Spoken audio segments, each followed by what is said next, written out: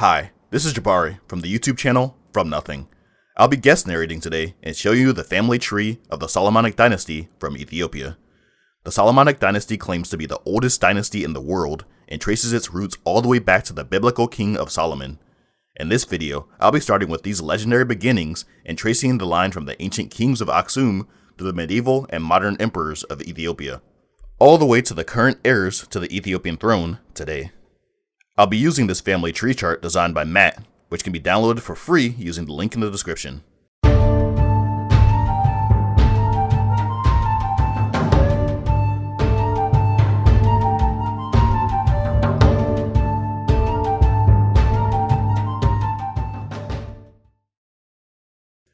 Royal dynasties, whether they be from Africa, Europe, Asia, etc., often trace their origins back to some sort of legendary beginnings. For example, Denmark traces its royal family back to the legendary Viking named Ragnar Lodbrok, and the Imperial House of Japan traces its lines back to a legendary emperor named Jimmu.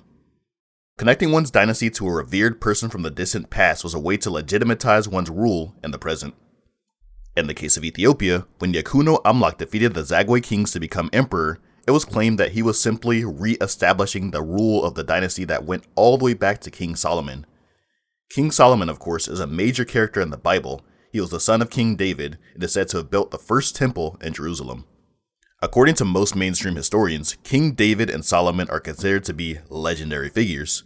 This means that they probably did exist, but the stories we receive about them likely contain a lot of embellishments and exaggerations. For example, the archaeological evidence indicates that Jerusalem was a rather small city during the time of Solomon, whereas the Bible describes a very large and rich palace, which would have had to been supported by a large population.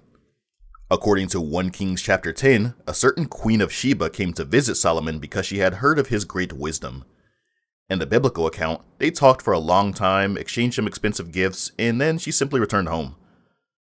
However, according to Ethiopian tradition, that's not all that happened. In the Kebra Nagast, which is Ethiopia's national origin story, the queen of Sheba was named Makeda, and she and Solomon had relations. When she returned home, she gave birth to a son named Menelik, who went on to become the first king of Ethiopia. Menelik later went to meet Solomon as an adult and was given the Ark of the Covenant, which he brought back to Ethiopia. Now, if you've seen the Indiana Jones movie Raiders of the Lost Ark, you'll know what the Ark supposedly looked like. It was sacred to the ancient Israelite people because it was said to hold the 10 Commandments inside. But again, all of this is legend. It's impossible to know what really happened, but it is possible that there is some sort of truth to the story.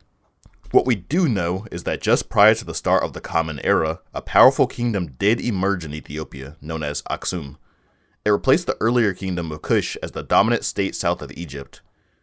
These are historical facts, and there's a lot of archaeological evidence to back it up.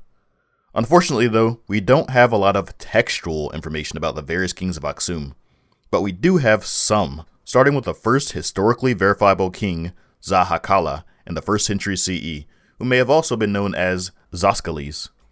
A few generations after Zahakala, during the reign of King Azana, we know that Christianity made its way to Ethiopia, through the work of Saint Frumentius and the 9 saints. We also know that in the 6th century, there was an Aksumite king named Caleb who expanded the Aksumite territory onto the Arabian Peninsula by conquering a kingdom there called Himyar. It is important to note that by this point, there was regular trade going on between Ethiopia and India, and Aksum was considered one of the greatest powers of its day. According to oral tradition, the Aksumite kingdom came to an end in the 9th century during the reign of King Dil Na'od. Supposedly, an evil queen named Gudit destroyed Aksum, burning all of its churches, and had all male members of the royal family killed. She then went on to reign for about 40 years.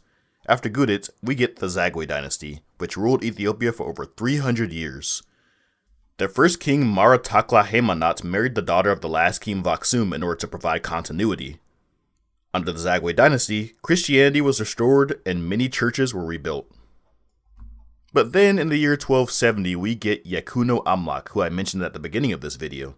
He overthrew the Zagwe dynasty, claiming that he was a descendant of a male child who had escaped Gudit's slaughter, therefore making him the true heir to the Aksumite kings.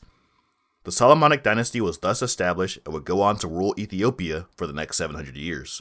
So, even if we can't say for certain whether or not the Solomonic line goes all the way back to King Solomon, we do know for certain that it goes back at least to 1270, and as far as dynasties go, that still makes it one of the oldest and longest reigning dynasties in world history.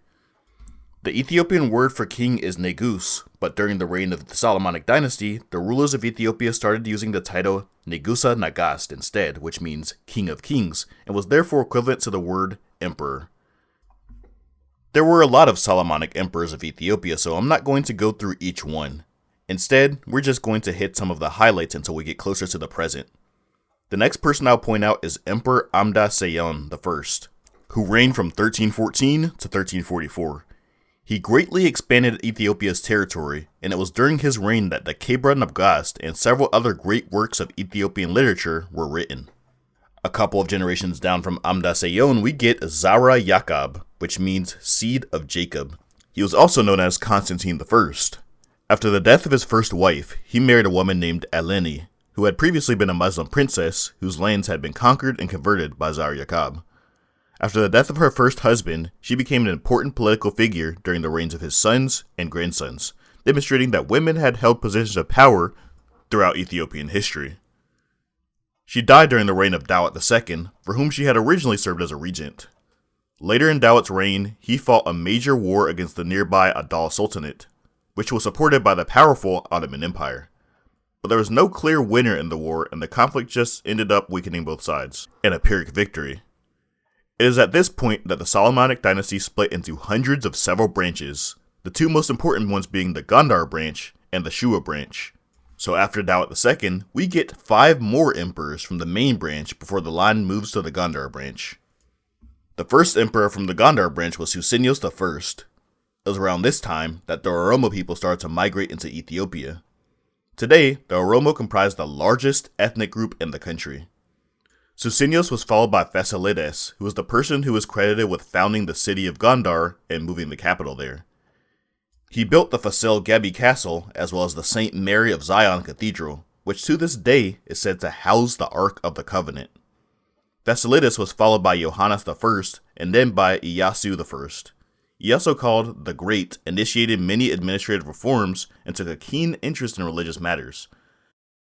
However, he ended up being assassinated by his own son, and this eventually led to a period known as the Zemene Mesafint, which in English can be translated as Era of Princes or Era of Judges. During this period, central authority broke down, and various regional princes held power instead, with the emperor being more of a figurehead. I would, however, like to point out another powerful woman who wielded power during this period, Mentewab. She was the wife of Iyasu the Great's son, Bakafa, and was the power behind the throne during the reigns of her son and grandson, and even had herself crowned as co-emperor. In total, the era of princes lasted about 150 years, until 1855 when Tewodros II became the emperor and reunified the country, so modern Ethiopian history is usually considered to start with him. His hold on power was tenuous and tough, and therefore he reached out to the British for help. But Britain refused to send troops, resulting in a conflict between the two countries. When Tewodros held the British ambassador and some British citizens hostage, Britain responded by sending a massive show of force on a rescue mission. In total, they sent 280 ships from India, which included 13,000 soldiers and 44 war elephants. The force landed via the Red Sea, and it took them 3 months to march across the difficult terrain to the emperor's fortress. In the end, Tewodros committed suicide, and Britain successfully rescued the hostages. However, Britain did not stay to occupy the country, and Ethiopia remained independent. In fact, Ethiopia was the only country in Africa that was not claimed by Europeans during the time period known as the Scramble for Africa. After Tewodros, a descendant from the earlier Zagwe dynasty, claimed the crown for a few years, but then he was defeated by Emperor Johannes IV, another descendant of the Gondar branch. However, his appointed heir died shortly before him, so after Johannes IV, there was a power struggle between these two men here. Ras Mengesha Johannes, who had previously been known as the nephew of the emperor but later claimed to actually be the emperor's son, and Menelik II. Menelik was the descendant of the powerful Shua branch of the Solomonic dynasty. He was the son of Haile Selassie I and the grandson of Haile Selassie, both of whom had been kings of the Shua prior to the reunification of the country under Tewodros II. Eventually, Menelik II won the power struggle with the help of his uncle, Darge Haile Selassie, and became the last confirmed male line descendant of the Solomonic dynasty to rule as emperor. Early in his reign, the Italians attacked Ethiopia, but the Ethiopians were able to successfully repel them. Because Menelik II only had daughters, the throne initially passed straight to his grandson, Iyasu V. However, Iyasu was never actually crowned. His father, a powerful noble named Michael, had previously been Muslim, and there were concerns that Iyasu might eventually come to support Islam. Therefore, his aunt Zuditu became the reigning empress instead. She had been married to the heir of Johannes IV that I mentioned earlier. However, since Ethiopia had always been ruled by a male, Zuditu was given a regent. The regent was this man here, originally known as Rastafari Makanin. Rastafari was the member of the Shua branch as well, but through a female line. So when Empress Zuditu died, he became emperor under the name Haile Selassie I. There was actually another person, Ras Kasa, son of Darge Haile Selassie, who had a better claim, but Ras Kasa chose to support Haile Selassie. Haile Selassie ended up becoming one of the most dominant figures in African history during the 20th century. He is also one of the few people in recent history to have an entire religion named after him. Rastafarianism developed in Jamaica in the 1930s and became widely known in the 1970s through reggae artists like Bob Marley. Rastafarians believed that Haile Selassie was the Messiah, a reincarnation of God, kind of like Jesus, but it's important to note that he himself did not believe this. Turning our attention back to history, early in the reign of Haile Selassie, the Italians returned and tried once again to conquer Ethiopia. This time they were more successful, and therefore the emperor had to escape to Britain, where he remained in exile until 1941. Therefore, from 1936 to 1941, the title of emperor was also claimed by the King of Italy, Victor Emmanuel III. But during World War II, the British helped Haile Selassie take back his country, and he went on to reign for another 33 years, up to 1974. In that year, the country was taken over by communists who were known as the Derg. Haile Selassie's son was briefly declared emperor, but by 1975, the monarch was considered abolished. The exact details of what exactly happened to Haile Selassie were not known until the 1990s, when the various communist regimes around the world fell, including the one in Ethiopia. At that time, it was discovered that Haile Selassie had been assassinated in 1975. In the year 2000, he was therefore given an elaborate state funeral since he was not given one back when he died. Today, Ethiopia is a democratic republic, but the Solomonic dynasty lives on, through Haile Selassie's branch. His grandson, Zira Jacob, is the most senior heir to the former throne. However, his cousin, Prince Ermia, serves as president of the Crown Council and officially represents the former monarchy when needed. So that was a look at the Solomonic dynasty. If you're interested to learn about more African dynasty, Matt's got a playlist for that. I also invite you to check out my own channel, From Nothing, for more videos about African history, as well as the channel Hidden History, which has several videos about Ethiopia in particular. Big shout out to Hidden for helping give feedback on the script. You can find the links to all these things in the description.